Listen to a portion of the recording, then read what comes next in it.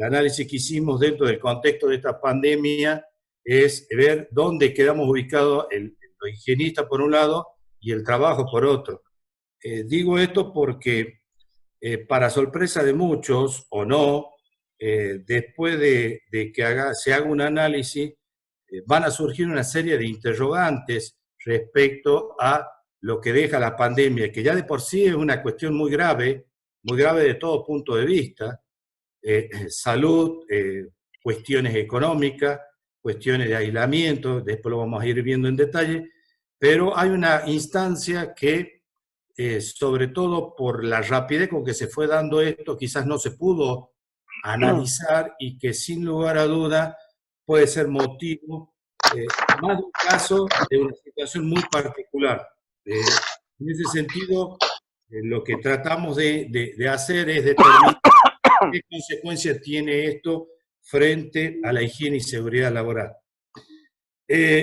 Antes de empezar, un poco para poner en contexto, a ver, la higiene y seguridad laboral, si bien surge del año 72 y después con la Ley de Higiene y Seguridad, y en el año 95 con la Ley de Riesgo de Trabajo, establece las condiciones que debe tener o que se deben cumplir en cualquier establecimiento del país, y sobre todo ataca a dos aspectos fundamentales que tiene el trabajador, que es el accidente, como un hecho no deseado y que genera consecuencias, y una enfermedad profesional. Y este término lo subrayo como enfermedad profesional y lo remarco porque es uno de los aspectos que después seguramente va a ser motivo de un análisis pormenorizado. Partimos de esa base, los higienistas, los técnicos, los licenciados, los especialistas o toda aquella persona que se dedica a la higiene y seguridad tiene como punto de partida esas consignas: el accidente, evitarlo sin lugar a duda, y la enfermedad profesional. Pero vamos al punto del COVID y de la pandemia y todo lo que esto representa en esta situación. La epidemia de la pandemia y las pandemias del siglo XXI tienen su origen con enfermedades como fueron el ébola, el cólera, porque todavía están en vigencia, y las epidemias también que tienen en cuenta y que acá se empezó a incluir lo que es el COVID-19 como una de las más nuevas en términos de, digamos, el emplazamiento. Esto no quiere decir que todas las demás no estuvieran, no, siguen estando. Por ejemplo, la infección por VIH sigue estando en los trabajadores, sigue teniendo, pero hoy, por las características que tiene el COVID, ha tenido una atención, entre comillas, mucho más, yo diría, importante, y por lo que representa, ¿no? Esto se da mediante una dinámica de aparición en una comunidad, en transmisión localizada, a través de una ampliación de un brote, digamos, de epidemia o pandemia, y después la reducción de la transmisión. Eso básicamente sería la dinámica que tiene el tema de las pandemias, y después la difusión que tiene, que es global por sobre todas las cuestiones, y hace a que, en este caso, si hay algo que está globalizado, y ese término se ha usado para usar en caso otros tipos de aspectos, en este caso del contagio, tiene aún mayor vigencia. Vamos al punto del COVID-19. Esto se da a conocer en enero del 2020, un brote de la enfermedad en China.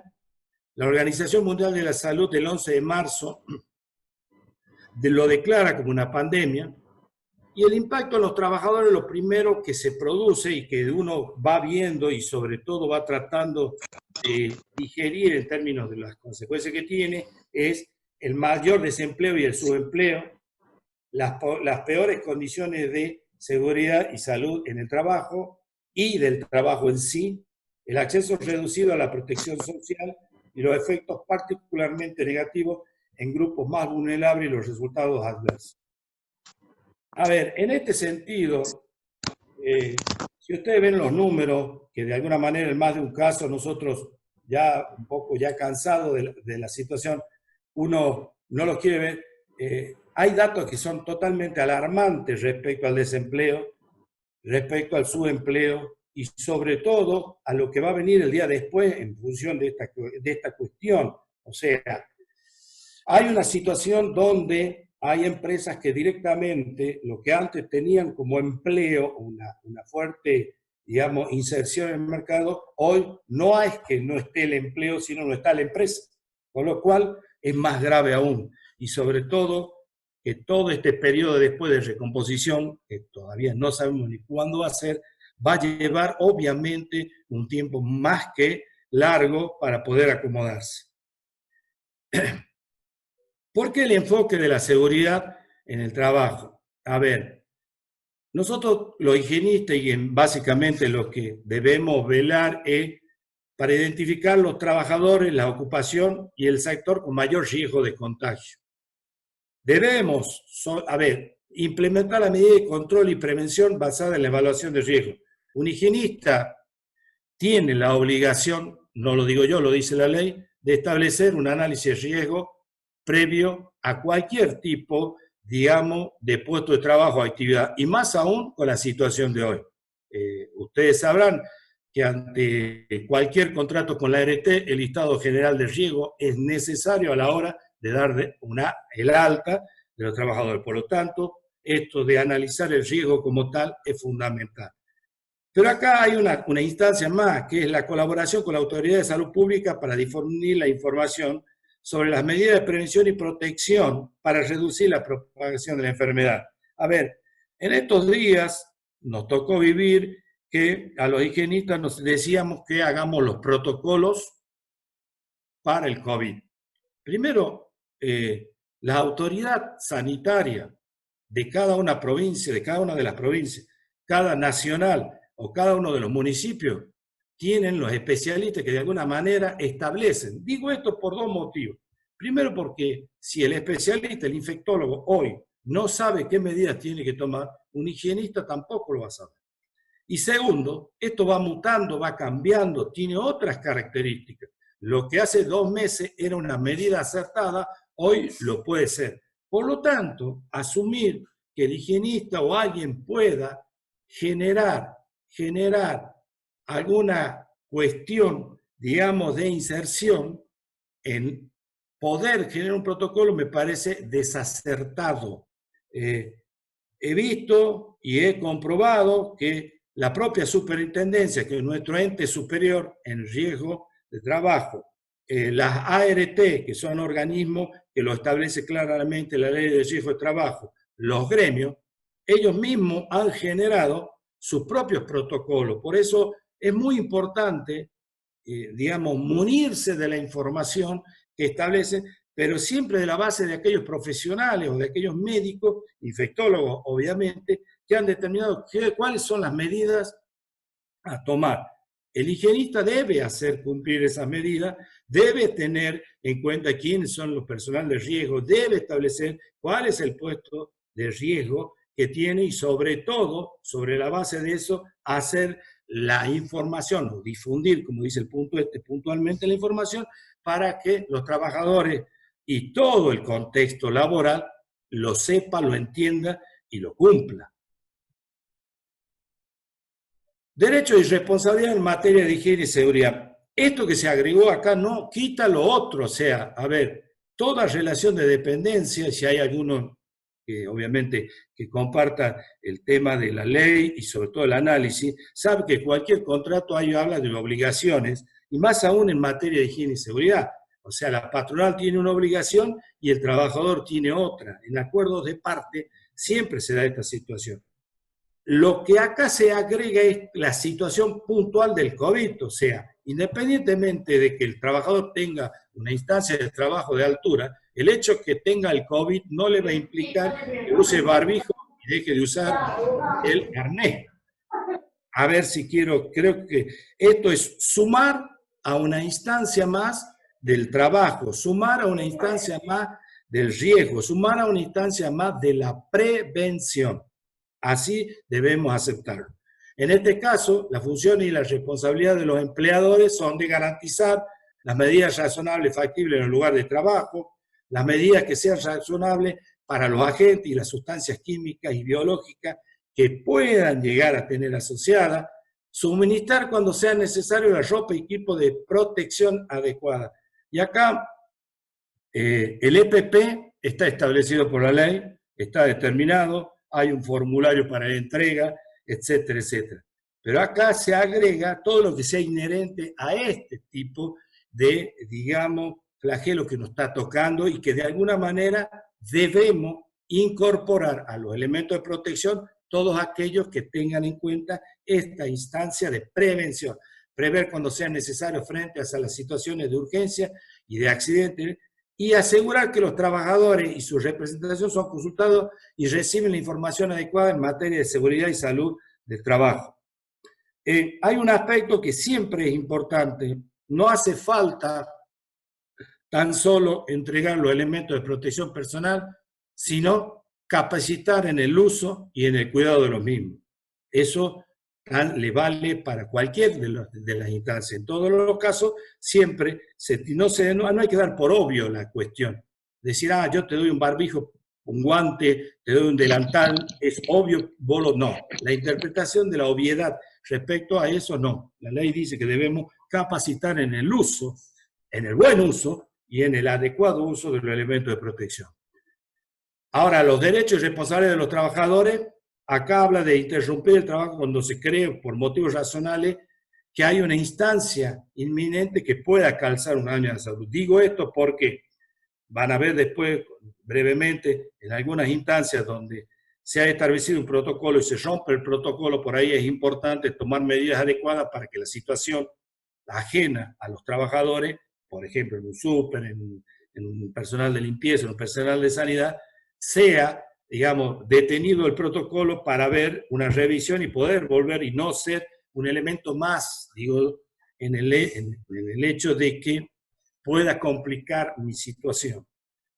A recibir información es otro derecho del trabajador, información adecuada sobre la seguridad y salud en el trabajo, a informarse y ser consultado sobre todos los aspectos y a cooperar con el empleador en los ámbitos de la salud y seguridad del trabajo, cumplir la instrucción y los procedimientos que se den. Esto habla mucho de los protocolos que ustedes saben que lamentablemente están en algunos casos incorporados, pero no se cumplen. O sea, llega un momento en el cual pareciera como que se relaja la situación. Lo mismo sucede en el ámbito de la higiene y seguridad con los EPP tradicionales. Se relaja la situación, dejo de lado y de pronto no lo uso, no cumplo, no lo lavo, no lo limpio, no lo higienizo, etcétera, etcétera. Acá, y si me permiten, acá estaría uno de los aspectos más importantes en la cronología y en lo que le hablaba en su momento en relación a la ley de riesgo de trabajo.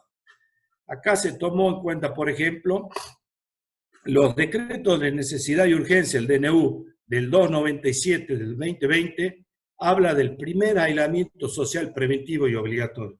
Y estos puntos que yo marco acá son de mucha importancia porque después van a ser la razón o no de considerar a esta instancia como una enfermedad profesional.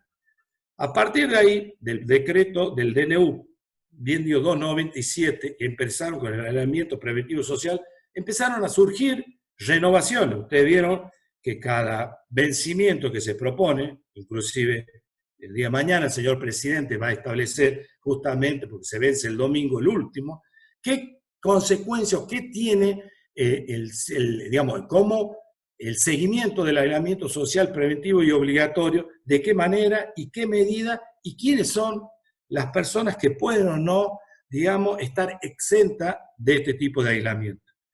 Ahí está el 297, el 355 y así seguimos hasta llegar al que de alguna manera mañana informará si da continuidad o no. Pero en el medio de todo esto aparece que es uno de los, digamos, el decreto de necesidad de urgencia, yo diría, para los higienistas, uno de los más importantes es el 367, que habla sobre COVID puntualmente y la enfermedad de carácter profesional, pero no listada. A ver, nosotros sabemos, los higienistas, que tenemos un listado, y los que no lo saben, y se lo estamos informando, para cualquier enfermedad profesional que quiera demandar el trabajador y que sea reconocida, hay un listado de enfermedades. La hernia de disco, una enfermedad, la trombosis, una enfermedad, la tendinitis, una enfermedad, el síndrome del túnel carpiano, una enfermedad.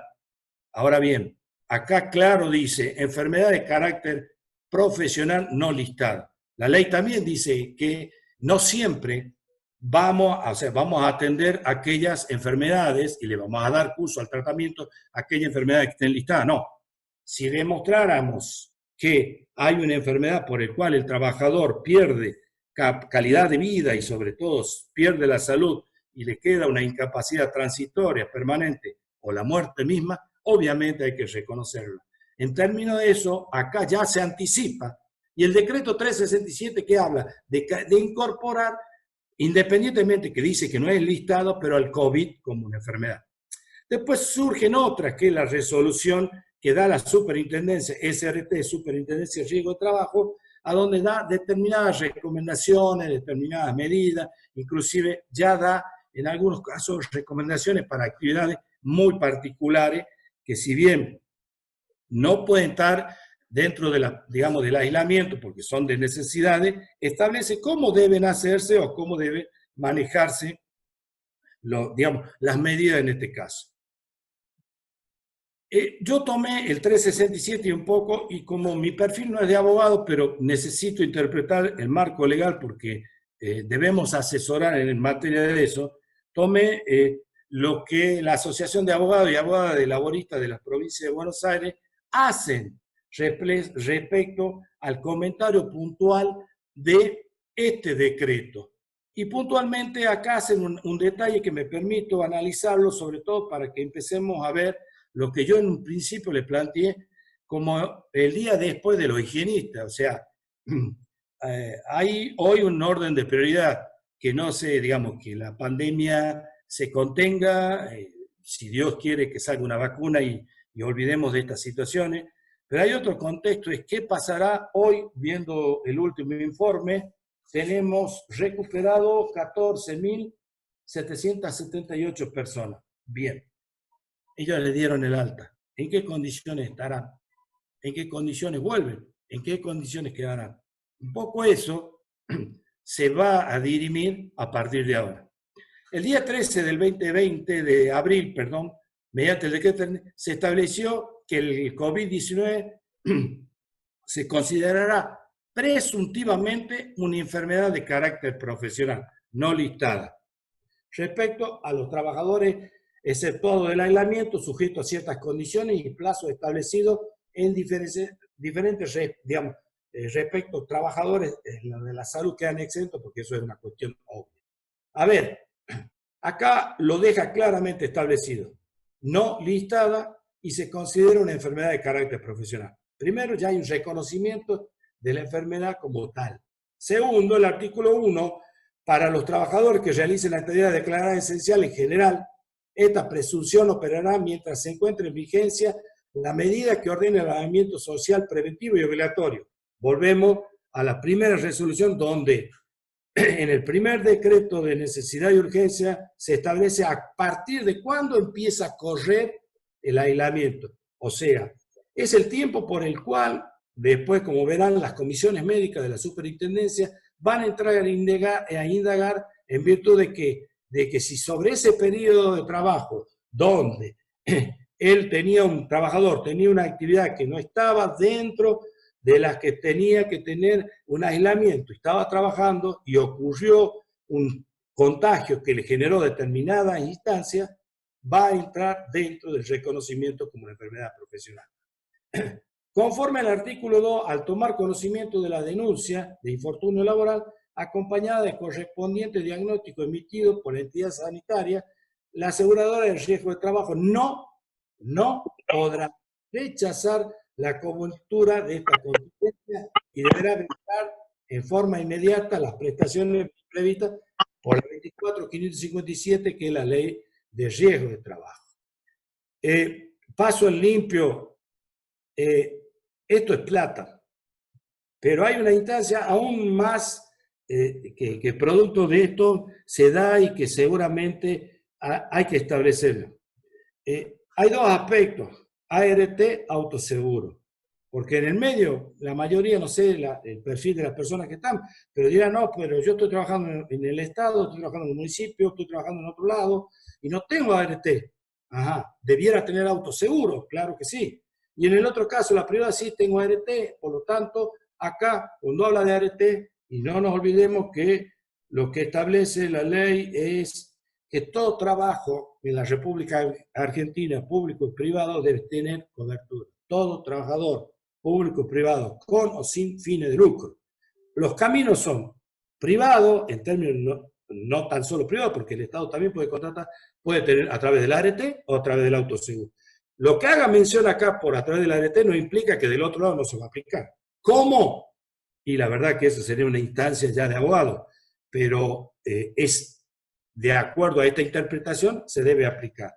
¿Qué significa esto? Que ya está reconocida, que la ART tiene. Y hay un dato no menor que esto, un poco investigando, se nos dio a conocer cosas que a veces surgen por esta necesidad, ¿no? El decreto 590 del año 1997 habla que se crea un fondo para fines específicos denominado Fondo Fiduciario de Enfermedad Profesional. Está administrado por cada una de las ART y es lo que teóricamente es el dinero por el cual estas empresas deberían echar mano o hacer uso, digamos, legalmente para cubrir este tipo de infortunios. Hablo del año 1997, después tuvo una modificación en el 2000, pero siguen de aplicación. Conforme a la normativa vigente, deberán recibir todas las prestaciones, y acá habla de qué es lo que debe recibir, que es un poco la respuesta que está en la ley del riesgo de trabajo lo establece. Dice que el trabajador debe recibir asistencia médica, farmacológica, prestación dineraria, cobro, y si se cura sin secuela deberá retornar a la actividad habitual. No obstante, si producto de la enfermedad el trabajador o trabajadora queda con incapacidad parcial o total, o en el caso de fallecimiento, será, según este decreto de necesidad de urgencia, la Comisión Médica Central quien determine y confirme si hay relación causal entre la enfermedad y el trabajo. Bien, Comisión Médica Central. Toda la República Argentina, cada una de las provincias tiene una delegación de la Comisión Médica en cada provincia. En Catamarca está en Padre Ramón de la Quintana 69. Hay hay el médico que depende de médicos que dependen de la superintendencia, que sin lugar a dudas van a tener la participación respecto a esta instancia. Digo respecto a esta instancia porque todo expediente que se genere en términos de esto tiene que tener la participación de la Comisión Médica Provincial como primera instancia y como segunda instancia, como puede ocurrir en estos fueros, en la nacional, en el caso de que obviamente no satisfaciera al cliente lo que fuere. Por lo tanto, todas las provincias tienen una representación y todas las provincias. Hoy la superintendencia, la Comisión Médica no está teniendo, obvio, por cuestiones. De todas formas, hoy digamos, no ha pasado nada como para que justifique esta situación que estoy comentándole, pero de todas formas hay una instancia de empezar a buscar registros cuando la situación, por las causas que fuere, así se diere. Bueno, Catamarca, gracias a Dios, no tiene ningún caso en términos de estas circunstancias. Yo tengo la oportunidad de trabajar en La Rioja y ahí hay casos de situaciones que de esta, como se la estoy planteando, se pueden llegar a dar. Todos bregamos para que el trabajador se cumpla la instancia primera, que no tenga consecuencias, que vuelva a ocupar el lugar donde originalmente estaba. Pero bueno, esas son cuestiones que se van a ir dando y todavía no lo podemos establecer porque no sabemos ni el comportamiento que va a tener el día después de la pandemia y el día después, o el mes después, o los meses después de los trabajadores que han sido contagiados. Ahí habla de la comisión médica y de carácter, bueno, deberá ser, acá hay que establecer la causal, porque eso también me olvidaba, yo debo demostrar para una enfermedad profesional que yo me enfermé por la causa de mi lugar de trabajo, que me contagié en mi lugar de trabajo. Si soy un enfermero, que me contagié en el lugar de trabajo, en el sanatorio donde había COVID. Si soy personal del SAME, si soy policía, si soy bombero, que soy esencial y que tuve que intervenir en condiciones, ahí debiera demostrar, sobre todo en algunos casos donde obviamente por ahí tiene que estar registrado. Ahora, si el lugar donde está registrado, el contexto no lo está, y va a ser medio complicado la determinación. Después de esto surge, ¿qué pasa con aquellas empresas que si bien el trabajador está contagiado y no son empresas que tenían permitido el trabajo? ¿Qué va a pasar ahí? ¿Qué va a hacer la ART? ¿Qué va a hacer el autoseguro? ¿A dónde entra la responsabilidad? ¿A dónde entra la instancia? Y es un tema más que de debate, de análisis legal, sin lugar a dudas. El marco global de todo esto y por qué se debe hacer lo que está planteando en esa resolución, perdón, en ese decreto, no tiene tan solo un aspecto de análisis, no digo micro, pero de contexto local. Esto viene ya del convenio de la Organización Internacional de Trabajo, el 155, el término de la enfermedad profesional designa toda enfermedad contraída por la exposición a factores de riesgo que resulten de la actividad laboral. El artículo 14 bis de la Constitución Nacional, la protección de la integridad psicofísica de las personas que trabajen y el derecho al goce de condiciones dignas y equitativas de labor. Obviamente, el artículo de la Constitución Nacional, sin lugar a dudas, es demasiado fuerte para estar en contra de algo que ya está establecido. No hace falta, creo yo, debatirlo mucho. Y el último comentario que hace el Consejo del Colegio, perdón, la Asociación de Abogados Laboristas, es esta instancia de que ustedes, o por ahí no lo saben, y si no, bueno, le hago un poquito en la introducción. A partir de la ley de riesgo de trabajo, lo que se hizo, la ley de riesgo, es, tercerizar, externalizar, dice el término.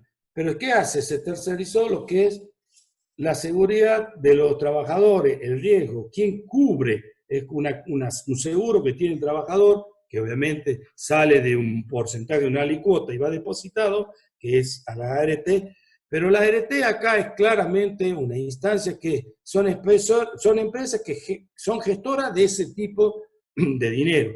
Entidades privadas, pero con fines de lucro, cuyo principal negocio en el mercado financiero, teniendo intereses opuestos a los del trabajador. ¿Qué significa? Yo siempre trato de ser en esto muy coherente, y sobre todo porque en un infortunio, en un accidente, en una enfermedad profesional, la situación ya de por sí es traumática por el hecho, pero más traumático es aquella cuando el trabajador no le reconocen indemnización, no le reconocen algún tipo de, digamos, pago por incapacidad. El pago por incapacidad no va a solucionar que si el trabajador perdió el brazo, va a recuperar el brazo. Ojalá fuera así. Pero lo que sí va a resarcir algunas instancias que sí debe tener, y que la ley lo establece que debe tener. O sea, no es que sea bueno o malo, no. Lo debe hacer, lo debe cumplir. Ni que hablar con, en algunos casos, donde habla de la incapacidad total, con 66% mayor. Ya ahí estamos hablando de lo que es jubilación por incapacidad. ¿Qué tienen que hacer ahora los trabajadores? Saliendo del aspecto legal, que creo yo que es bueno y es importante que se memorice o que se tenga presente para los higienistas o no higienistas, o para aquellos que tengan una relación de dependencia o sean patronal, lo que fuere, esta instancia, porque como les digo, va a tener una instancia aún mayor una vez que las aguas se aquieten, ojalá que sea lo más pronto posible, y veamos qué quedó en el medio. Ese sería más o menos el enfoque legal que tiene la higiene y seguridad hoy frente a la pandemia. Ahora, ¿qué hacemos con los trabajadores contra el riesgo de contagio durante el brote? Nosotros debemos manejar desde el punto de vista de esta instancia de la pandemia la probabilidad y la gravedad. La probabilidad de exponerse al contagio, las características de la enfermedad infecciosa, es decir, las pautas de transmisión. y la posibilidad de que los trabajadores puedan encontrarse con personas infectadas o que puedan estar expuestos a entornos o materiales contaminados. A ver, ustedes saben de que hay actividades laborales que obviamente en ningún momento pararon, se suspendieron, y que de alguna manera esto que habla de probabilidad de que se enferme tienen de media a alta. ¿Por qué?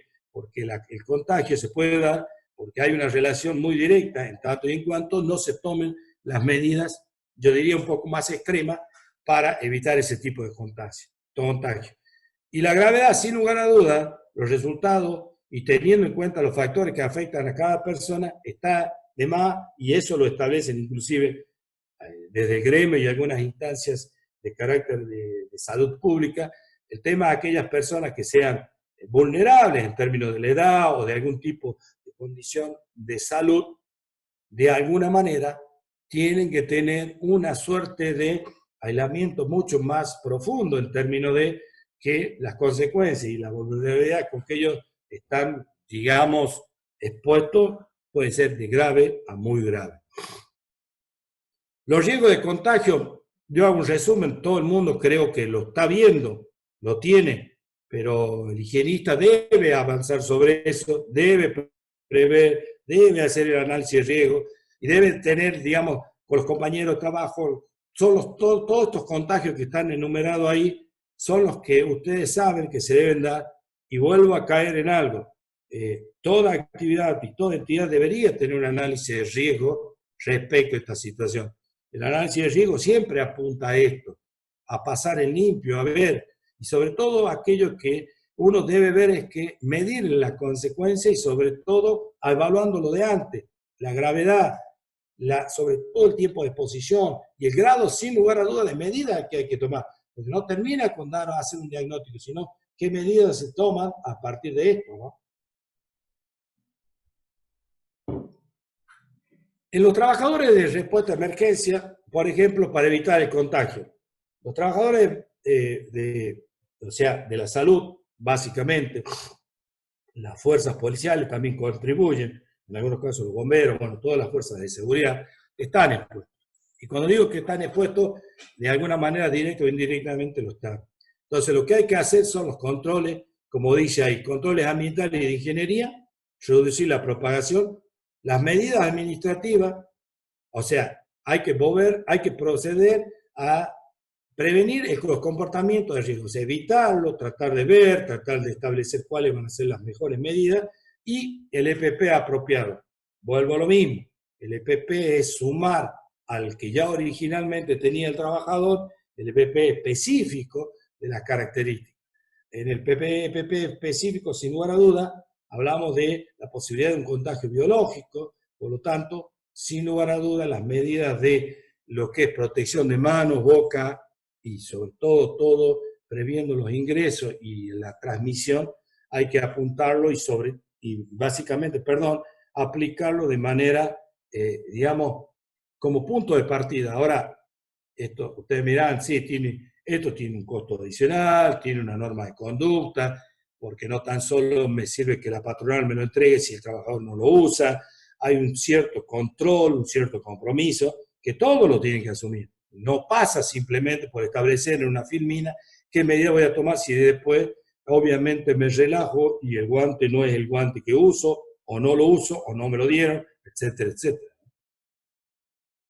Los trabajadores esenciales, yo hablé en su momento de aquellos que tuvieron que continuar, digamos, a sapienza del riesgo que tenía esto, ¿no? Hay trabajadores que obviamente todo lo que es la higiene urbana lo siguieron haciendo, todo lo que es la venta de comida también lo siguieron haciendo, a expensas de que ellos sabían de que del otro lado podía venir alguna persona, o podían encontrarse, o podían cruzarse, una persona que de alguna manera manifestara o tuviera esto de asintomático o no, contagio al fin, podía contagiarlo. Por lo tanto, las medidas que ellos tienen que tomar es lo que, volvemos a caer, pero nunca está de más, las medidas que se deben tomar: distanciamiento físico, la higiene, la limpieza, formación y comunicación, la capacitación, atender y ver cuáles son, digamos, las medidas que los propios infectólogos, higienistas, en términos de, digamos, los que van surgiendo como modificación del proceso de esto, de contagio, se van dando, porque vuelvo a insistir, esto ha tenido y va a tener ciertas modificaciones, sobre todo porque se va aprendiendo con el virus. Entonces se va aprendiendo con todo. No es que de pronto había una receta para seguir. No, no es así. No es así. La protección personal del EPP ni hay que hablar, y la respuesta, bueno, el aislamiento en aquellas personas que desarrollen el COVID-19. Reitero, por suerte, gracias a Dios, Catamarca no está, pero bueno, a quien le tocó en otro lugar, nos pasó, compañeros, no compañeros, pero sí conocidos en términos de desarrollo de alguna actividad, la he tocado, y bueno, y obviamente el caso puntual de La Rioja son personal de la salud, con lo cual es bastante complicado. Otro aspecto que merece una atención, pero no por un problema tan solo del COVID, desde el punto de vista de higienista, son los trabajadores informales. Frente a esto, lamentablemente, es un problema de larga data, no tan solo en la República Argentina, en América Latina, en el mundo, donde obviamente no les queda otra, y a pesar de las restricciones de movimiento, obviamente tienen que intervenir, tienen que interactuar. Esto de los repartos y delivery, sin lugar a duda, pasó a ser algo que es necesario, entre comillas, pero ustedes sabrán en qué contexto está un repartidor, en qué contexto trabaja, qué protección tiene protección social, tiene alguna ART, una prestación por desempleo, etcétera, etcétera, y básicamente no. Por lo tanto, lo incorpora el trabajador informal más por una cuestión de COVID, por una necesidad de que en algún momento hay que replantearse todas estas circunstancias. No tan solo hoy lo hablemos por esto, sino porque ellos van a seguir el día de mañana, después que termine esta situación, y su condición va a ser exactamente igual, con otro tipo de riesgo. Hay algo que no es medible en términos, o si es medible, tiene una consecuencia, yo diría, bastante importante dentro de las empresas, que es el estrés y los riesgos psicosociales. Bueno, en ese sentido, esto de la pandemia va a generar y sigue generando en términos de los trabajadores, se ve mucho en otros aspectos que quizás no son los de directa exposición, pero sí los que están desarrollando trabajos, por ejemplo, desde su casa, o trabajos en características de aislamiento, donde esto tiene mucha influencia. Durante la pandemia tenemos, obviamente, los factores psicosociales comunes que tiene todo el mundo, es el temor al propio bienestar o el de los miembros de la familia y los compañeros de trabajo. No hay que agregar en términos de que en esto, obviamente, cada uno en su contexto social que se desarrolla, sin lugar a la duda tiene, más aún en aquellos donde en el medio hay un integrante de la familia que participa dentro de los trabajadores esenciales. Allí un enfermero, un médico, un oficial, lo que fuere, que sabe que está expuesto, obviamente, tiene este factor psicosocial muy fuerte. La falta de EPP, porque en el medio se habló de todo, a ver, que tiene, que me dan, que no me da, que sirve, que no sirve, que el barbijo le puse el aerosol, pasa o no pasa. Son muchos de los aspectos a ver, pero sin lugar a duda, eso tiene un efecto dentro del trabajador. Aislamiento, sin lugar a duda, eso pasa a ser, en algunos de los casos, un motivo de un estrés que tiende, lamentablemente, a terminar siendo en algún tipo de adicción, llámese tabaco, alcohol o lo que fuere, producto de esta situación se da, y sobre todo en estas cuestiones donde muchos de los casos terminan siendo abuso de cigarrillo o abuso de alcohol, para un poco mitigar esta cuestión, ¿no? Falta de apoyo social y tejido social. En esto, a ver, se ha visto por ahí en algunos casos, no creo que haya sido acá, pero el que se ha dejado de lado, vos sos enfermero, tenés el virus, me podés contagiarte, ahí lo te saco, cuando él cumplía una función que es más que digna, y sobre todo, obviamente, es un trabajador al cual responde a un sistema, por lo tanto, es parte de lo que es el apoyo social, en algunos casos, bastante complicada. Tensión entre los protocolos de seguridad establecidos y el deseo de cuidar y apoyar a las personas. Esto más nace por una cuestión ya natural del hombre, más de una vez, el dejar de lado esto de protocolizarse, de limpiarse, de sacar y de abrazar y generar, y más si es accidentado, o más si una persona mayor, etcétera, etcétera. No lo voy a descubrir, pero sin lugar a duda hay una suerte de carga psicosocial muy, muy fuerte. Y mantener la actividad de autocuidado, eso es obvio, el ejercicio, los buenos hábitos alimentarios y las horas de descanso, sin lugar a dudas, han sido cambiadas y han sido modificadas. Todo eso generó estrés, estado de ánimo bajo, baja motivación, ansiedad y depresión.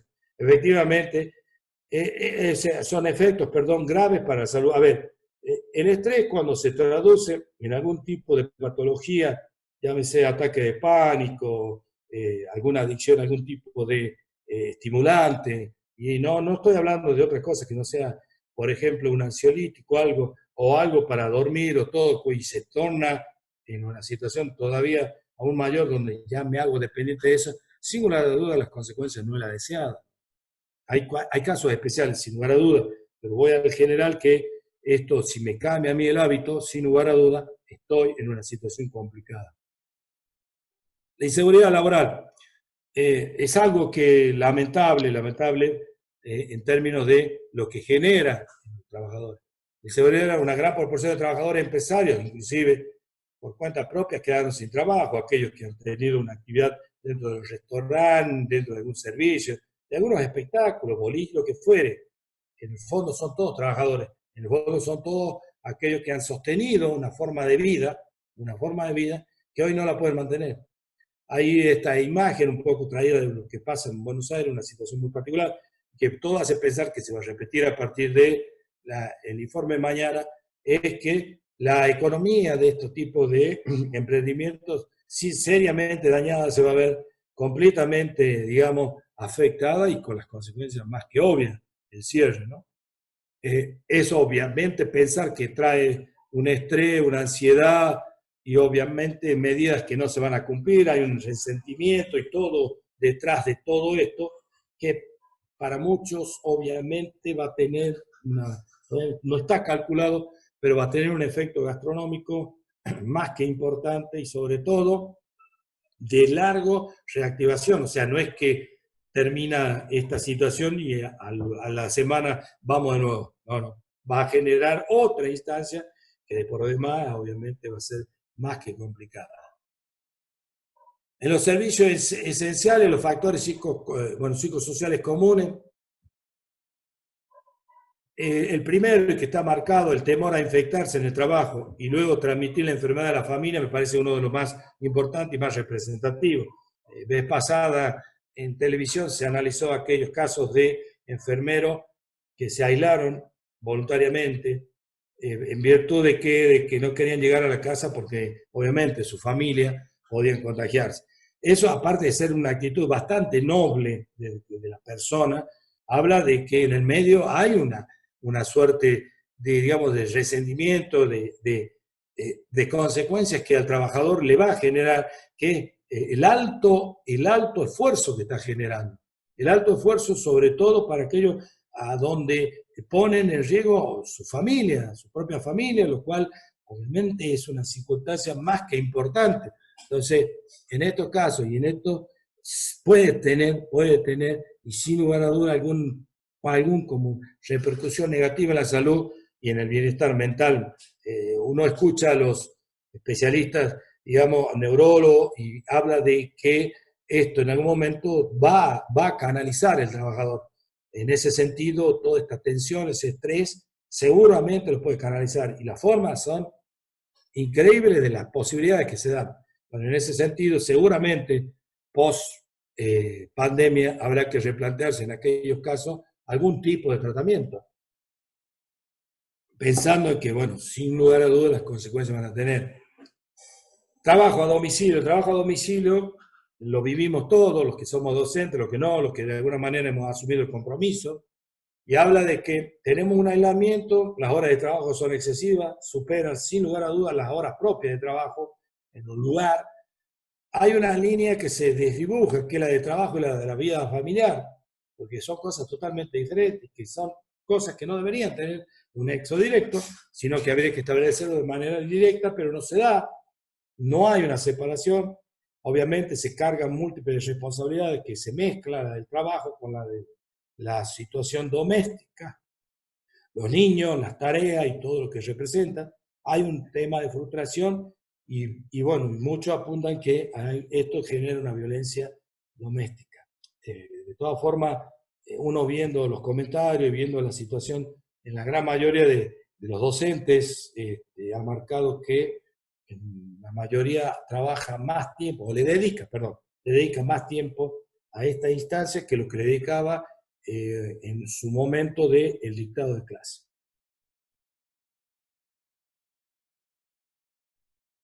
¿Qué riesgos se dan en todos estos casos y que son comunes? Los riesgos ergonómicos, a ver, toda cuestión ergonómica tiene acá una consecuencia, va a tener una consecuencia directa. En el caso de algunas instituciones o de algunas situaciones hay un sobreesfuerzo por manipulación de carga, postura incómoda forzada, lo que la ley llama, digamos, trastorno músculo-esquelético por levantamiento de carga y postura forzada, la mayor jornada laboral, mayor carga de trabajo y obviamente una presión aún mayor. Los trastornos musculoesqueléticos se van a ver manifiestos obviamente con el tiempo. Siempre van a tratar o van a tender a ser una probable o posible enfermedad profesional. También la situación del tiempo de exposición analizando este periodo no es mucho, pero por lo menos puede llegar a derivar en una incapacidad transitoria debido a algún tipo de dolencia de esa naturaleza. Y obviamente la capacidad de las prácticas laborales estrictas, porque en el medio se van a dejar de lado, se han dejado de lado algunas cuestiones que antes se habían logrado en términos de protocolos para levantamiento de carga, protocolos para trabajo seguro. Hoy, si hay una necesidad, creo yo, pero equivocarme, pero no, los protocolos que antes teníamos en cuenta para cualquier tipo de actividad no se están usando y no se van a usar. Riesgo derivado del uso de EPP pesado, evidentemente, no tan solo pesado, todos sabemos que la calidad del EPP varía de un producto nacional, que hay algunos más o menos buenos, hasta un importado. Un lente MCA 3M de características especiales, digamos, puede suplir ese tipo, pero si es mucho el tiempo, la característica del trabajo es elevada, y bueno, sin lugar a duda está la foto manifiesta al trabajador con una secuela propia de eso, no hay más explicación. El estrés térmico, carga térmica en este caso, o estrés por frío, puede darse, la deshidratación, y bueno, el mareo, producto obviamente de una mala alimentación, que seguramente lo tienen, sobre todo me da la sensación del personal de salud o del personal de emergencia, y el tema de la carga horaria que sin lugar a duda no da respiro, no da respiro. Productos químicos, acá todo el mundo dice que debemos usar hipoclorito, hay una nueva tendencia, bueno, ahora no sé cómo se lo planteará, pero a ver, hay un estudio hecho ya en España, de hace 4 años, 5 años, donde se establecía que el uso de la lavandina generaba una de las enfermedades profesionales que va a ser, sin lugar a dudas, el día de mañana importante, que es el uso de productos químicos, que es una inmunodepresión a los productos químicos. Cada vez hay más productos químicos y cada vez se usan más. Obviamente pensando en aquellos trabajadores o trabajadoras que de alguna manera hacen uso diario de este producto, personal de limpieza, personal de fumigación, personal. También es cierto que en esto nosotros interpretamos que el hipoclorito, si lo echamos prácticamente líquido, va a matar más virus o va a matar más. Y la instancia no es así. O sea, el hecho de usar productos químicos para cualquier tipo de actividad, debe seguir el protocolo o la hoja de seguridad de quien lo fabricó. Si dice que es un balde, una tapita de lavandina, es una tapita de lavandina, o el 10% o lo que fuere. No es que yo agregando más voy a tener un mejor resultado. No, lo que voy a lograr es todos los problemas que puedo traerlo al trabajador, desde los problemas de EPOC, problemas respiratorios, hasta aquellas personas que son de sensibilidad dérmica, algún tipo de anomalía bastante complicada. Por lo tanto, es muy importante tomar conciencia, pero esto en líneas generales, esto abarca a todo, y en ese sentido creo que hay una falta de conciencia de los usos, no tan solo hoy, por esta situación del COVID puntualmente, sino siempre.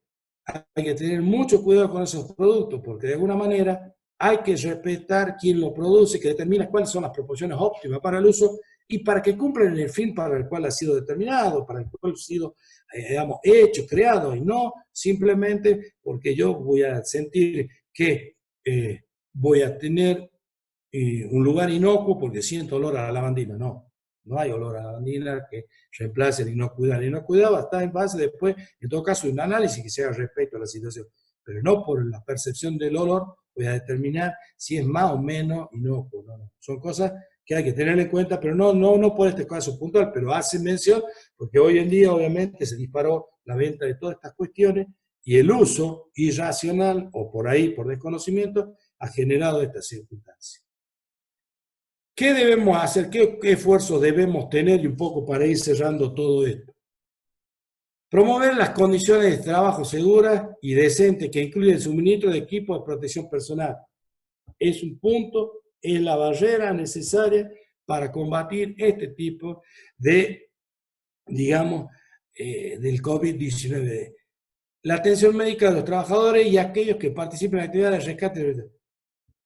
Y creo que no hay un control y en eso hay que tratar de ver y seguramente la experiencia por ahí se dará que no tan solo hace falta que el trabajador esté, sino el control o el seguimiento de ese trabajador en virtud de lo que nosotros llamamos por ahí las mediciones del ámbito laboral. Las mediciones del ámbito laboral en este tipo de pandemia será el control y sobre todo el seguimiento al propio trabajador.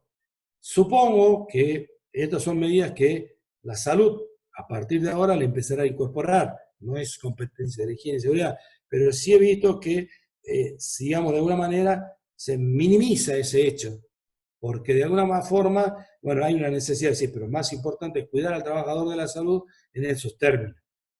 Y revisar, establecer y reforzar la legislación laboral según sea necesario, incluida la disposición sobre la protección de los trabajadores y seguridad del trabajo. A ver, la ley está, los decretos ustedes ya vieron están, la situación está planteada, lo que debemos hacer es cumplirla en términos de... Y en algunos casos hay que incorporar seguramente habrá que incorporar al listado este tipo, al COVID, seguramente habrá que empezar a hacer nuevos protocolos, seguramente habrá que empezar a establecer qué medidas se deben tomar en algunos casos o tener siempre, se hacía un plan de emergencia para determinadas circunstancias. Bueno, amerita que en este caso hay que hacer un plan de emergencia también pensando en cualquier tipo de anomalía. Esto obviamente al ser nuevo deja al desnudo esta situación. Que no es tan solo Catamarca, Argentina, es el mundo. Si ustedes ven la información, hoy España empieza con un rebrote nuevo.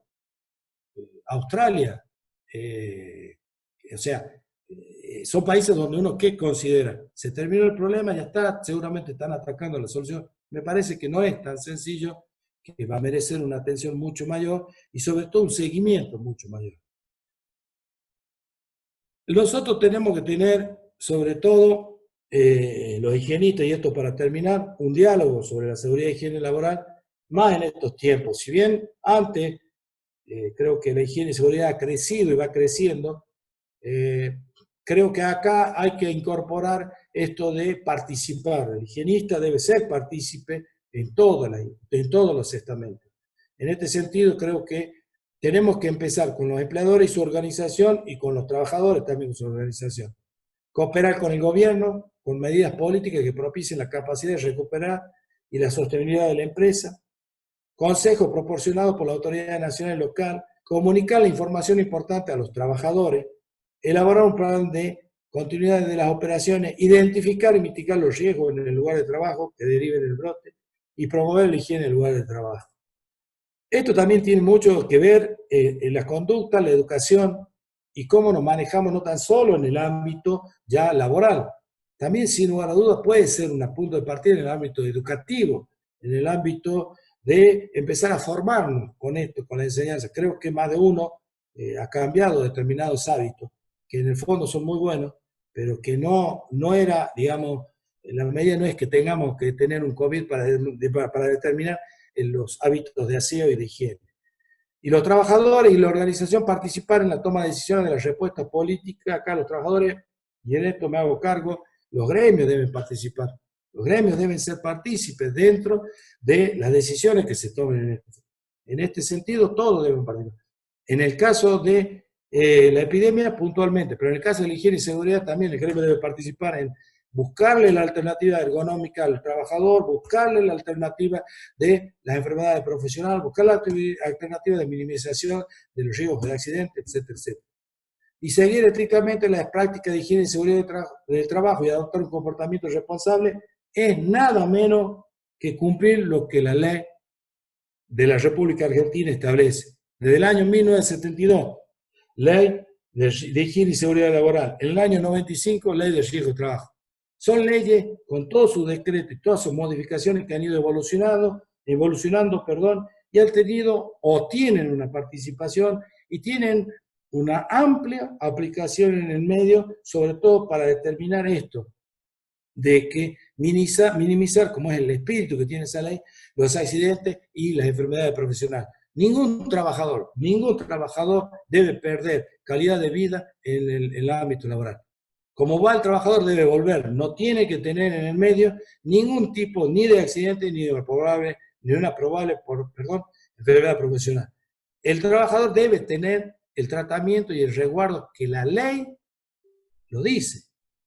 La ley lo dice. No lo dicen ni los higienistas, ni los técnicos, ni los licenciados. No. Lo decimos lo que la ley, transcribimos lo que la ley ha solicitado y sobre todo ha puesto en vigencia en toda la República Argentina. Y acá es Estado y público. No hay trabajadores primero, todo. Es más, la ley prácticamente habla de toda instancia, salvo algunas excepciones sobre el tema de higiene y seguridad, en donde hay que tener en cuenta. El problema está, creo yo, en que a veces la toma de conciencia por ahí demora un tiempo un poquito muy largo, digamos, en términos de la aplicación. Pero bueno, le agradezco mucho la atención, espero que le haya sido útil.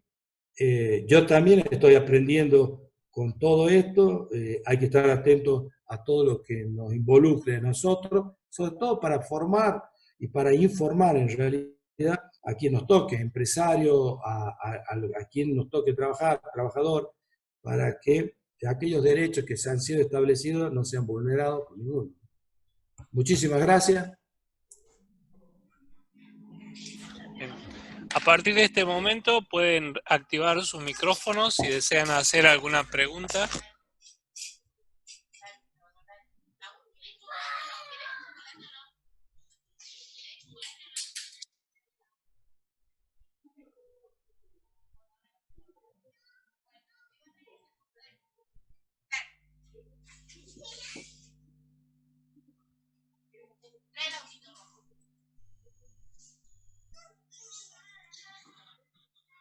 A ver.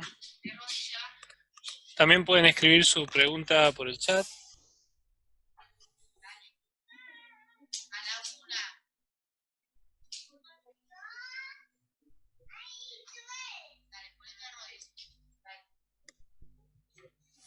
Yo sugiero que las preguntas sean escritas en el chat y que vamos leyéndolas, Carlitos. Bueno, sí, me parece bien. O las voy leyendo yo, si no, si se desactivan los micrófonos va a haber mucho eco. Bueno, anda leyéndolo. Okay. Bueno, ingeniero, antes que comencemos la ronda de preguntas, quiero agradecerle muchísimo su exposición. Ha sido muy generoso con la información y muy claro. Vamos a empezar ahora con la ronda de preguntas. Sergio Centurión dice: hola, pertenezco al sindicato no docente de la Universidad Nacional de Quilmes. Hoy leí que la depresión es actualmente primera causa de discapacidad. ¿Cómo consideras vos que como organización sindical podemos ayudar a prevenir esto? Gracias por la excelente exposición. Lo escuchamos, ingeniero. Es un tema bastante importante y lamentablemente hay instancias donde ellos tendrán que abordar. Lo primero que hay que determinar, sin lugar a duda, es establecer la causa. Y la causa en higiene y seguridad se establece por el análisis de riesgo asociado a esa actividad. En el caso puntual lo traslado primero a un tema fisiológico, en realidad los dos son, pero a ver para que se entienda. En el caso de ergonomía, yo si quiero saber si un trabajador tiene problemas de espalda, ¿qué voy a ver? ¿Qué trabajo hace? ¿Cómo levanta la carga? Y voy a determinar si tiene un trastorno. En el caso de depresión, tengo que avanzar sobre el contexto, que también es muy importante, social, y ver de qué causa puede llegar a tener. Esto mismo que está planteado lo tiene que tener la ART, que quiero pensar que lo tenga. Digo esto porque cuando haga el listado general de riesgo, o cuando haga el RAR, el personal administrativo del gremio, debiera incorporar esto como una posibilidad. De manera que la ART se haga eco y pueda compartir la investigación en términos de el posible causal.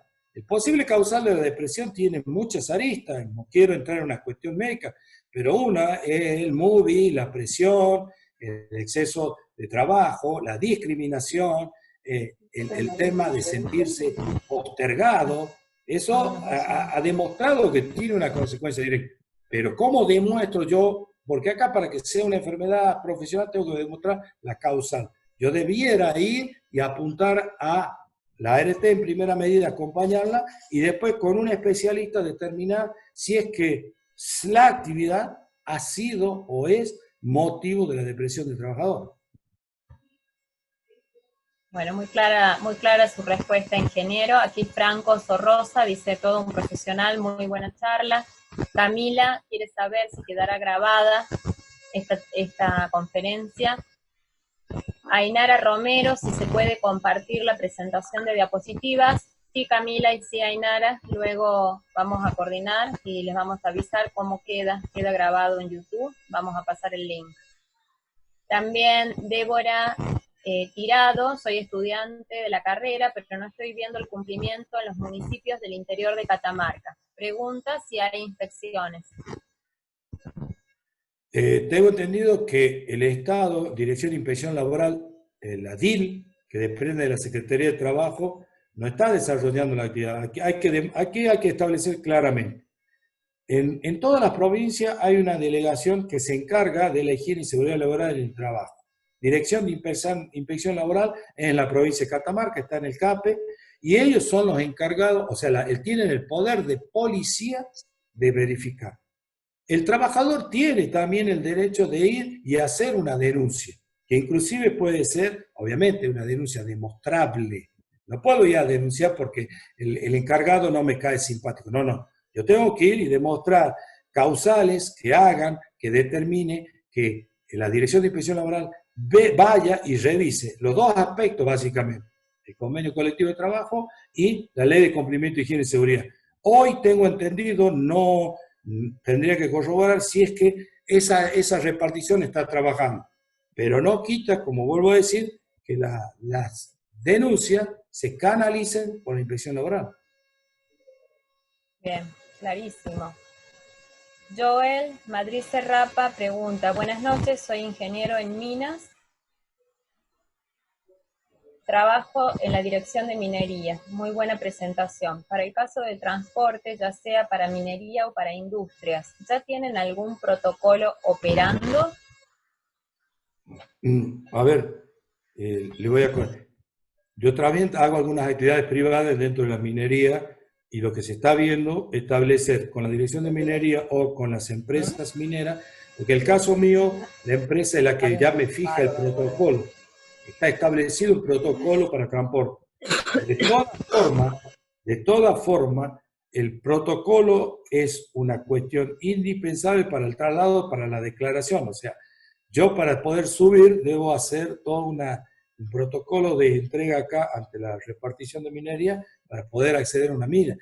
Lo que no sé si está en la formalización de cómo es, si el papel, si los anexos o lo que fuere, pero sí está hecho el desarrollo para la inscripción que sea de base para después el pedido del protocolo en sí.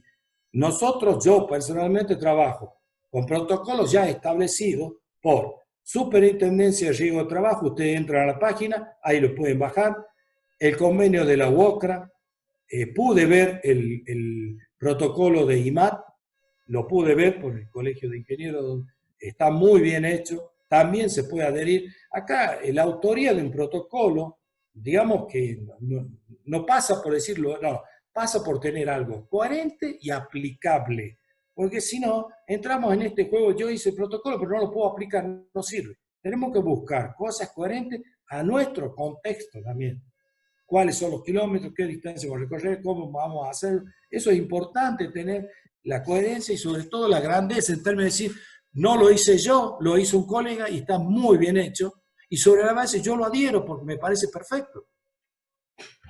Bien, muy claro, ingeniero. Gabriel Candela dice, hola, nosotros atendemos un buffet en una escuela y queríamos pedirle al ingeniero qué opina al respecto del uso de esos espacios. A ver, yo no quiero, desde el punto de vista de higiene y seguridad, si no está dentro de lo que, digamos, el decreto permite el trabajo, y yo no tendría que decir que no puede, digamos, no debiera funcionar. Hay bufetes que sé que en Catamarca ya empezaron a funcionar y que lo han hecho también a través de un protocolo. Hay un protocolo también del gremio que permite. Lo que tienen que hacer es la readaptación del buffet a las condiciones que hoy tiene, teniendo en cuenta dos aspectos. El buffet lo atienden trabajadores. No hablo de la relación de dependencia, nada, pero son dos, tres, cinco, no sé cuántos, son trabajadores. Esos trabajadores hay que cuidarlos. Y después hay que cuidar al tercero que viene al buffet y que de alguna manera tiene que tener una relación vinculante con esta persona. Si yo respeto distancia, digamos, distancias mínimas, aislamiento en el término de la espera, que es lo que el buffet por ahí tiene que tener, y atención con las separaciones de vida, hoy Catamarca lo tiene y está funcionando. Me refiero, pero a ver, pensemos en los dos aspectos. El trabajador por un lado, porque ¿de qué vale que yo viene una persona, tengo el distanciamiento y me voy adentro con la persona que estoy pegado sin barbijo, sin guante, sin delantal? Bueno, también eso habla de que vendemos una imagen en términos de, y no asumimos el compromiso y este rol que tenemos que tener todos en términos. Ahora ustedes me dirán, no, bueno, pero es padre-hijo, madre-hijo. Bueno, eso es un contexto diferente, porque ya la convivencia propia marca otra instancia. Pero a la hora de los trabajadores y de quién tenga que recibir, hay que tratarlo de esa manera, en mi opinión. Muchas gracias, ingeniero, por su respuesta. Leonardo Hernández dice, consulta, ¿por qué la RT no participa activamente en las nuevas condiciones de los establecimientos? ¿Conoce casos donde se hayan denunciado las ART en las SRT por incumplimiento? Bueno, separémoslos tanto. ¿Por qué no trabajan la ART? En algunos casos, porque, caso puntual de Catamarca, no tienen representación propia dentro de la provincia. Por lo tanto, alguien que venía a auditar de Tucumán todo, es imposible que entre. O sea, hay un limitante por el COVID a la hora de que venga un auditor externo a hacer la auditoría.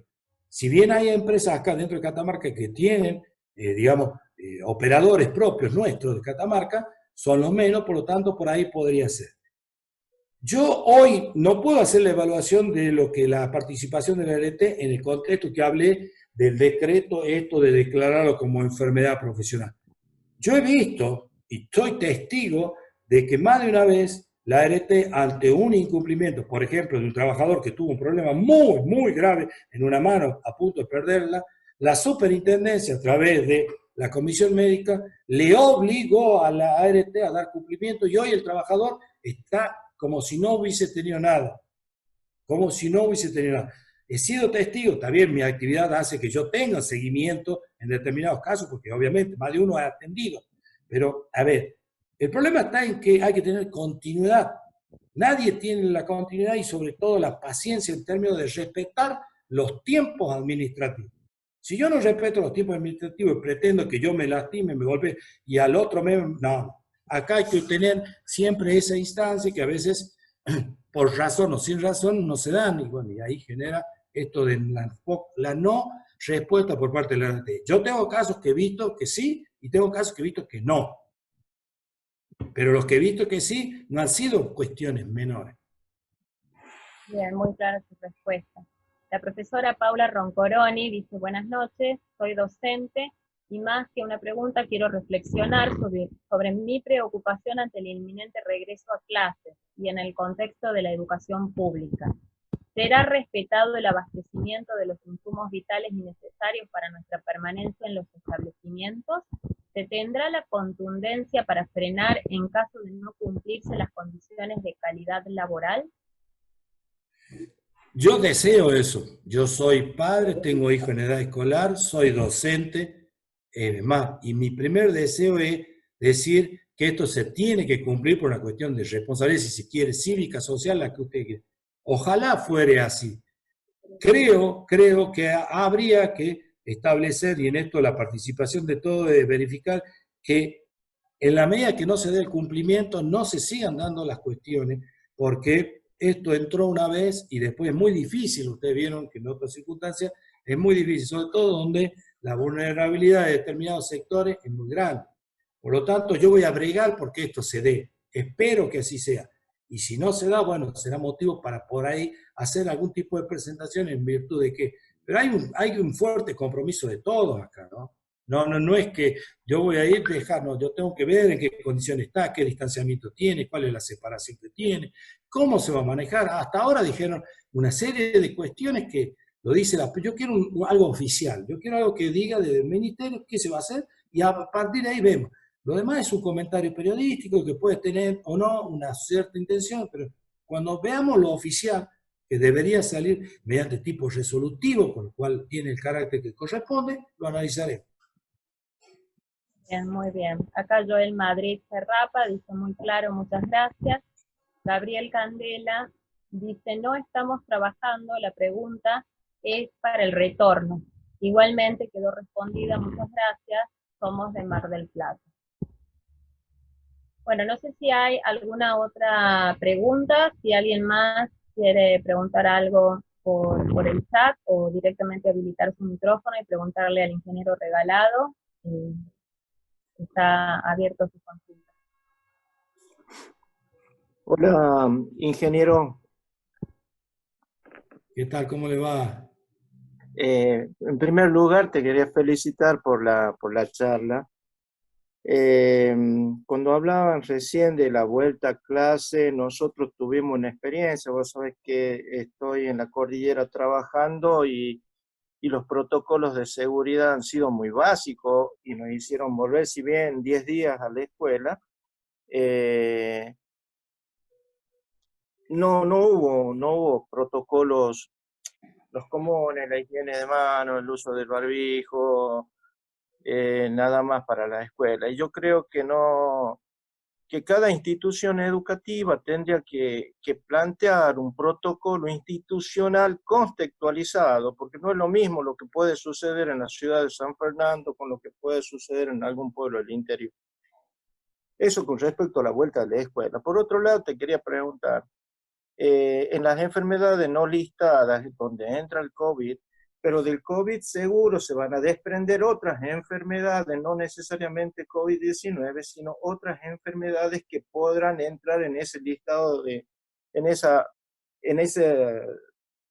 enfermedades no listadas, debido a la ansiedad, a la incertidumbre que está viviendo el empleado y sobre todo en aquellos lugares de un aislamiento geográfico.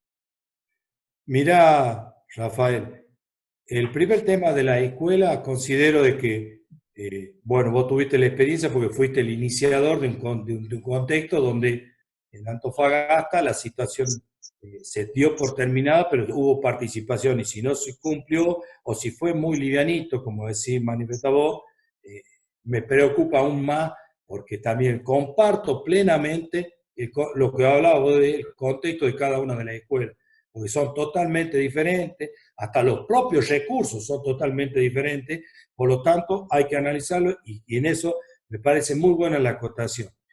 Lo de las enfermedades como enfermedad profesional, yo creo, por lo que hablé con determinado abogado, va a disparar una serie de enfermedades que son de carácter depresivo y dependiente, que la verdad es muy, muy amplio el espectro. El problema está en estos dos aspectos. ¿Cómo resarcir económicamente? porque yo ahí se menciona que hay un decreto pero del año 90 y pico, 95, donde había un fondo. ¿Está el fondo ahora? ¿Habrá el fondo? ¿Tendremos el recurso que se le sacó al trabajador, el porcentaje diciendo, este es el 0,1% que todos los trabajadores vamos a guardar para? Pregunta. Y segundo, la comisión médica, que bueno, obviamente es la de la superintendencia que va a determinar, tiene una suerte de tiempo para determinar y que, a ver, es como todo, y no soy abogado, pero es así, casos que se vayan saliendo y que genere una jurisprudencia, esto va a explotar como. O sea, por más que vos digas, mirá, tuvo un problema de ataque de pánico en virtud de que se sintió depresivo por el periodo, listo. Dictaminó a favor de él, bueno, a partir de ahí más de un dictamen va a empezar a tener colación con eso. O sea, creo que en esto el abogado o los abogados van a tener una suerte de participación muy directa y sin lugar a dudas la comisión médica va a tener que tener una atención muy pormenorizada. No sé si en el caso acá, porque acá antecedentes todavía no tenemos, gracias a Dios, pero en determinados lugares se está hablando de que el problema va a empezar legal, sin lugar a dudas, una vez que cierre todo este concepto del COVID. Bien, acá preguntan, ingeniero, no llegué a entender bien si el personal de salud de las universidades, si llegase a contagiar de COVID-19, se considera como enfermedad profesional.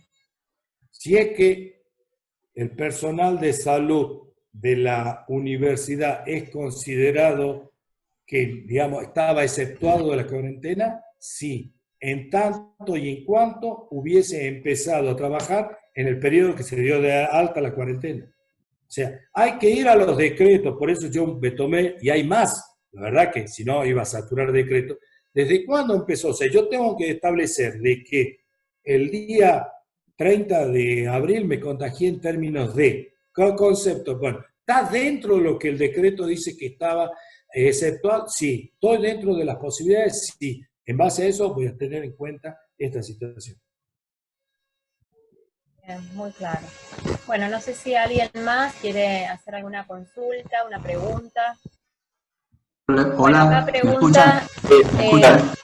Sí. Buenas noches. Sí. Me interesaría conocer la opinión y saber si considera que fue apresurado nombrar la enfermedad profesional, por un lado, teniendo en cuenta que hemos atravesado a lo largo de la historia, o de la historia reciente, distintas epidemias y distintas pandemias que no fueron declaradas enfermedades profesionales, y que hoy todavía no tienen cura.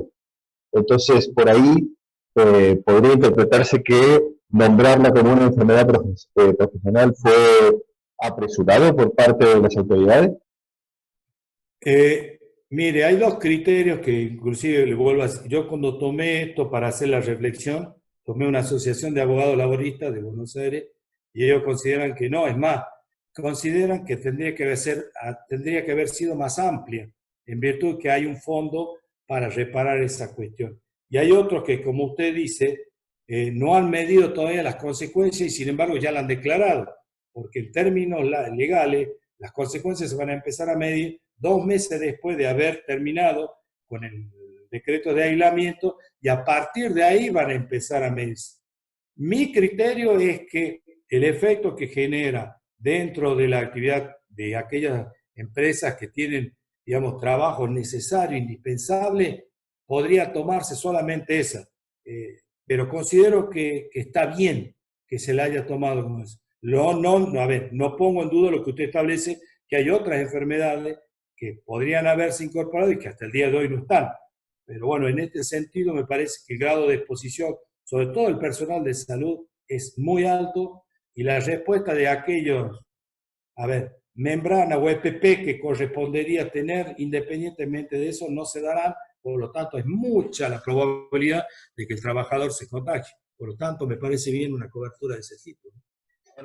En el caso de la implementación de protocolos, de la implementación del uso de los elementos de protección personal, dictado todo eso, las recomendaciones de la Superintendencia de Riesgo de Trabajo, me falta, o por lo menos es la percepción que yo tengo, la gran articulación empresa-Estado, empresa privada-Estado, empresa pública-Estado, en el sentido de la salud pública, que debería ser el ente regidor de estos protocolos, porque al ser una enfermedad endémica, una pandemia, el trabajador no solamente se puede contagiar en su trabajo o cumpliendo su función, sino que se puede contagiar en cualquier otro lado, y es casi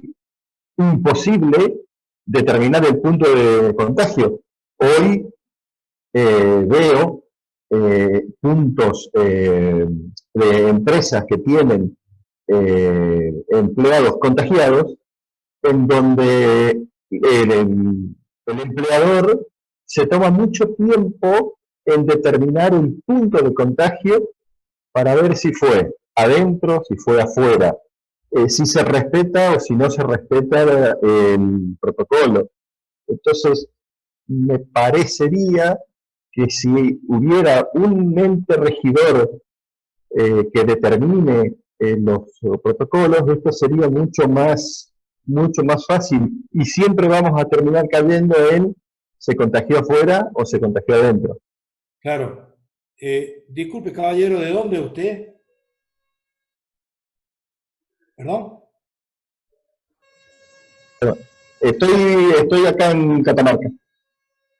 Nosotros cuando le solicitamos, porque esto se planteó, sobre todo con la actividad minera, todo protocolo que se genere para la actividad tiene que pasar por el COE, o sea, hay que hacer una presentación ante el ministerio y a través de ellos venga la aprobación, salvo que se adhieran protocolos para que me vea yo establecido. En ese sentido, para que donde está el listado de todos los participantes. Hola. Hola, hola. Por favor, pedimos que silencien los micrófonos. ¿Ha silenciado mi micrófono, sí? No. Sí, le decía al caballero, no sé si está... A ver, no sé Sí, si me... sí está, ingeniero, lo está escuchando. Bueno, redondeo. Nosotros hacer el protocolo, presentarlo al COE, que sería el organismo estatal de participación y que si de alguna manera tiene, en este caso, la designación y la aprobación del mismo, además, salvo que en algunos casos se adhiera con algunos que ya están preestablecidos.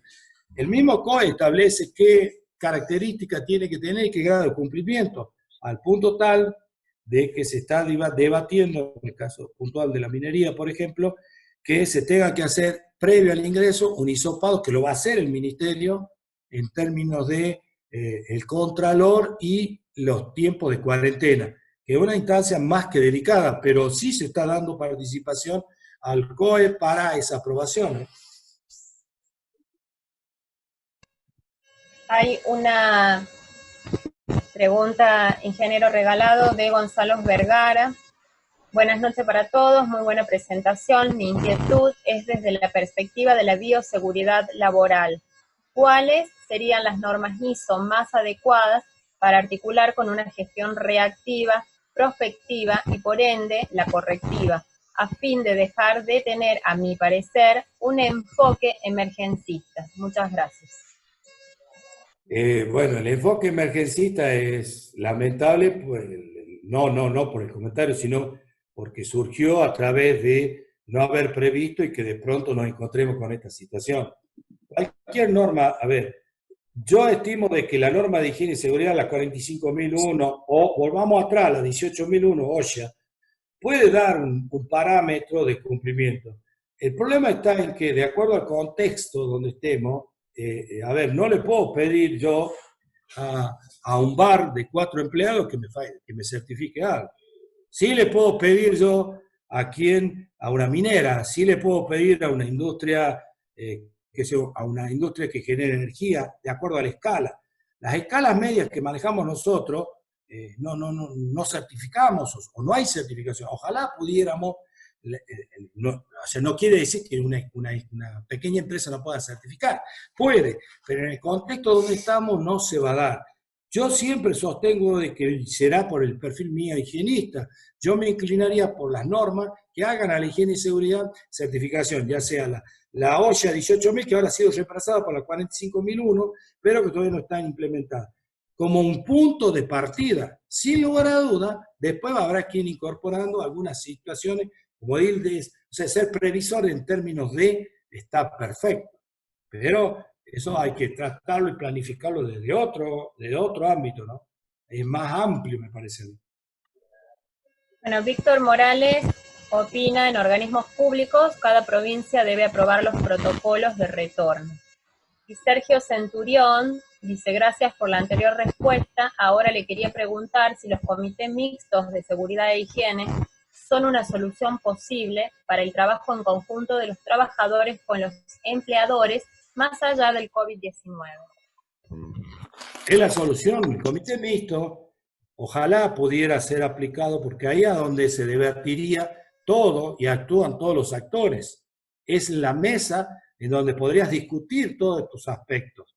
A mí me parece que sería una solución, y esto inclusive independientemente del marco legal, porque si te va a la ley de minería que te obliga a tener un comité, ahí hay una obligación de por medio para dar un cumplimiento.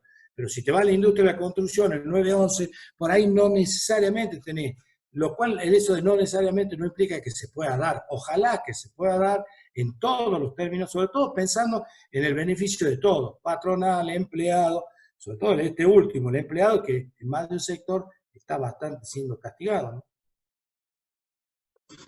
Hola, ¿puedo hacer una pregunta? Sí, cómo no. Sí, adelante, por favor. ¿Qué tal? ¿Cómo le va? Felicitaciones, ingeniero. Desde acá del sur le saluda un pariente cercano suyo. Sí. Más que una pregunta, es una reflexión, porque en realidad quiero tomar dos cuestiones que dijiste. Una de las cuestiones que dijiste es cuando se determinó que las enfermedades no listadas iban a ser consideradas enfermedades profesionales. Desde el punto de vista legal, de dejar tan abierto a lo que viene, sobre todo en un retorno incierto, yo creo que el retorno es más incierto que la pandemia. En la pandemia por lo menos sabemos seguro dónde estamos parados o dónde estamos todos en nuestra casa. En el retorno va a ser muy complejo tratar de determinar a ciencia cierta qué deriva del COVID o cuáles son los colaterales. Eso por un lado.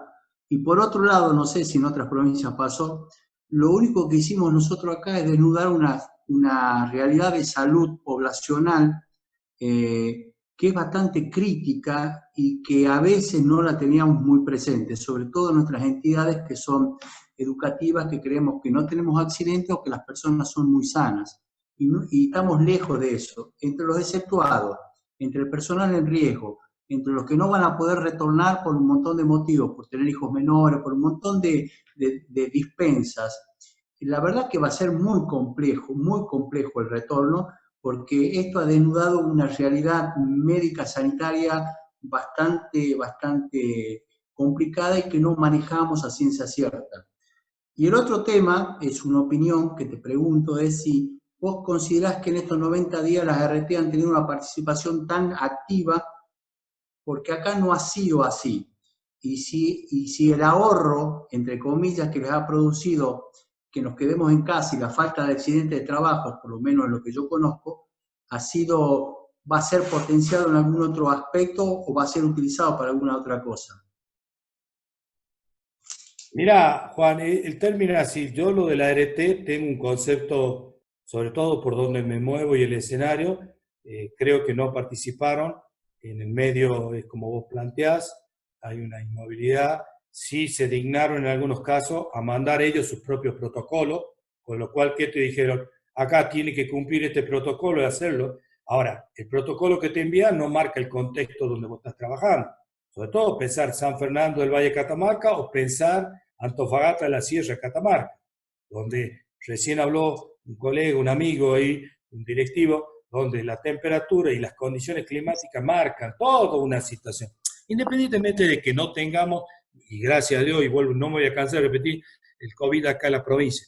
Pero también es cierto que En este sentido, a ver, la ART marca una postura muy de por el lado, por lo que decían ahí el grupo de abogados, tus colegas, respecto a esto. Acá ellos son empresas con fines de lucro y nosotros tenemos que aceptar esa situación.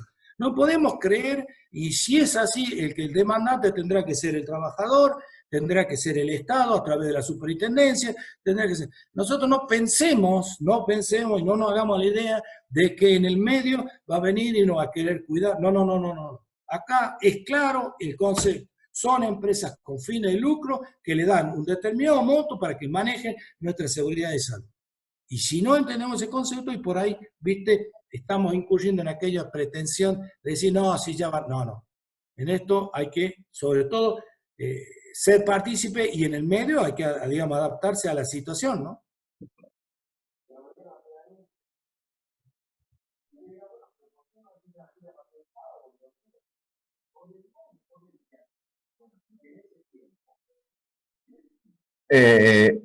¿Cree entonces un aluvión de posibles demandas post pandemia? No sé si aluvión, pero como le decía ahí recién Juan, si hay el aluvión, lo que va a haber seguramente es la determinación del causal. Yo, para tener un aluvión de demanda y de que tenga la participación y después la cobertura y el trámite, tengo que determinar que la causa de mi enfermedad o de mi incapacidad ha sido la instancia del COVID. Entonces, en esos términos, creo, como en todo lo que hace la ART para demostrar algún tipo de incapacidad o de enfermedad profesional, es que va a buscar en términos de la causa, y va a ser muy fino para, sin lugar a dudas, no entrar a determinar que así sea, lo cual, obviamente, vuelvo a lo mismo, son empresas con fines de lucro, y entenderá usted que la inspección va a ser del lado de ellos, no del lado del trabajador. Bueno, creo que no hay más preguntas, ingeniero. No sé si alguien más quiere preguntar algo, comentar algo. Si no, vamos a iniciar el cierre de la jornada. Desde ya, muchísimas gracias a todas las personas que han participado, y sobre todo a usted, ingeniero Regalado, por su exposición muy clara. El material, tanto la grabación como, bueno, el PowerPoint, va a ser acercado a la persona que así lo requiera. Ya nuestro técnico avisará cómo se realizará esto. Y bueno, queda una tercera conferencia el próximo jueves. Salimos de este interesante e importantísimo tema para presentar el último del ciclo de conferencias, que son los entornos virtuales, el uso de los mismos, y bueno, las opciones más válidas, dado este momento de incertidumbre, de no saber hasta cuándo vamos a estar todos trabajando en este contexto. Así que bueno, algunos mensajes. Felicitaciones, ingeniero Regalado. También quiere su PowerPoint. Gracias, saludos a todos, muchas gracias. Así que bueno, muchas gracias por la participación. Muchas gracias a usted nuevamente, ingeniero. Y gracias a todos ustedes por habernos acompañado en este ciclo del Centro de Educación Superior FASTA. Buenas noches, y estamos viéndonos. Quedan invitados al próximo jueves, van a estar recibiendo la invitación en los próximos días. Sí.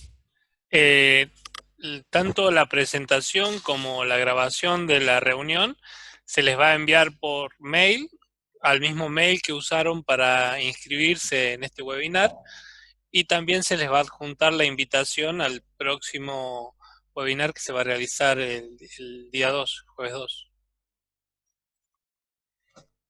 Gracias, Carlitos, gracias por la información. Bueno, buenas noches. Buenas noches, ingeniero Regalado, un gusto y un placer escucharlo. Bueno, gracias a ustedes por participar, y bueno, obviamente esperemos que esto pase, y después seguramente va a ser motivo de análisis. Todo lo que uno hace ahora como una previsión, seguramente después vamos a ver los resultados. ¿Cuál es el escenario? Ojalá que sea el mejor para el trabajador. Dios quiera que así sea.